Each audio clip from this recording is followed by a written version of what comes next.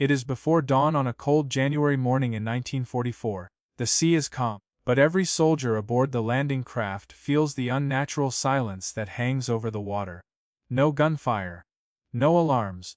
Just the distant rumble of engines carrying thousands of men toward a seemingly undefended shoreline. They do not know that what lies beyond the beach is not freedom, not triumph, but one of the most brutal stalemates of the entire Italian campaign. This is the story of Anzio, where a bold gamble turned into a deadly trap. Hello and welcome to the channel. Today, we journey deep into one of World War II's most dramatic and controversial operations. We move between the interiors of strategy rooms filled with maps, arguments, and uncertainty, and the exteriors of muddy battlefields where human courage collided with relentless enemy fire. This is Operation Shingle, the Anzio Landing. The story begins months earlier in late 1943, inside the dim and smoke-filled rooms where Allied commanders debated how to break the German defensive line in Italy, the Gustav Line, a chain of mountains, fortresses, and artillery positions, had pinned down Allied forces near Monte Cassino. Every attempt to break through had failed, costing thousands of lives. To the generals studying their maps under flickering lamplight, the terrain seemed to offer no way forward. That is when an idea emerged. What if they didn't go through the Gustav Line at all? What if they went around it? British Prime Minister Winston Churchill became the loudest voice behind the plan. In interior meetings, he pounded the table and urged a bold amphibious landing behind German lines, arguing that it could force the enemy to retreat or risk encirclement. His words painted a picture of swift victory. His confidence swept through the room, but not everyone shared it. American commanders, particularly General Mark Clark, worried that the operation was too risky, too under-supported, and too dependent on speed. Still, the plan took shape: land at Anzio, seize the Alban Hills, and cut off German supply routes. From the exterior perspective, Anzio seemed ideal: broad beaches, a harbor, and only lightly defended. But hidden behind that calm shoreline was the terrible fact that German reinforcements could rush there faster than the Allies could advance inland. Inside the planning rooms, maps were circled in red, units assigned, timetables drawn. Lieutenant General John Lucas was selected to command the landing force, but he carried doubts. He feared the plan asked for too much with too few troops. Yet orders were orders. On the night of January 21, 1944, thousands of soldiers loaded into landing craft. The interiors of the ships echoed with whispered prayers, nervous jokes, and the metallic clacking of gear being checked one last time. Officers moved through the cramped passageways, giving quick nods of reassurance. Then the ramps lowered, and the soldiers faced the pitch-black exterior of the open sea. The crossing to Anzio was eerily silent. No German patrols detected them, no coastal guns opened fire. By dawn on January 22, the first waves hit the beaches almost unopposed. Soldiers rushed ashore expecting resistance but found almost none. They advanced through sand dunes and small coastal towns where Italian civilians cautiously emerged from shuttered homes. Sherman tanks rolled off landing craft like giants stepping into a fragile world. This was the moment everyone hoped for. Surprise had been achieved. The door to Rome had been cracked open. But then came the fateful decision that would define the battle. General Lucas chose not to push immediately into the Alban Hills.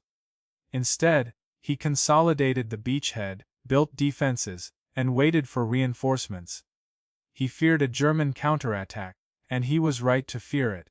But his delay gave the Germans time to prepare something far worse. The next phase of this story takes us into the interiors of German headquarters, where Field Marshal Albert Kesselring reacted with explosive urgency upon learning of the landings. He was a master of defensive warfare, and he understood instantly what was at stake.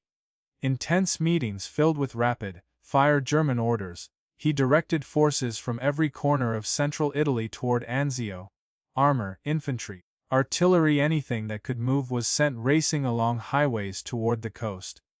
Within days, the exterior calm of Anzio transformed into a tightening ring of steel. Allied patrols pushing inland suddenly met fierce resistance. German snipers, mortar teams, and tanks appeared like ghosts. The once silent landscape erupted with fire. Inside the Allied command tents, Lucas and his officers pored over maps with grim expressions as reports of enemy reinforcements multiplied. They had expected to exploit a gap. Instead, they found themselves trapped in a bowl-shaped plain surrounded by higher ground. Perfect positions for German artillery. The battle that emerged was unlike the rapid maneuvers envisioned during planning. It became a brutal, static struggle, with trenches, foxholes, and mud-covered soldiers fighting for every meter. The exterior scenes at Anzio now mirrored the horrors of earlier wars. Bodies drenched in rain, shells crashing with no warning, tanks sinking into soft, swampy ground. One of the darkest days came when German forces launched Operation Fischfang, a massive counteroffensive in early February. Picture the exterior battlefield before dawn. A thick fog clings to the ground. Allied troops sit in trenches carved from wet earth, gripping rifles with trembling hands. Suddenly, the fog glows red as artillery lights up the horizon. Then German infantry emerge, advancing like a tidal wave. American and British lines bend but do not break. Machine guns roar, artillery thunders, tanks duel at close range. Casualties mount on both sides in terrifying numbers. Inside field hospitals, medics work desperately, moving between rows of wounded men lit by lanterns. The air smells of blood, mud, and antiseptic. Surgeons operate for hours without rest. The Anzio beachhead becomes a place of both incredible suffering and unimaginable courage. Despite the German assaults, the Allies hold their ground.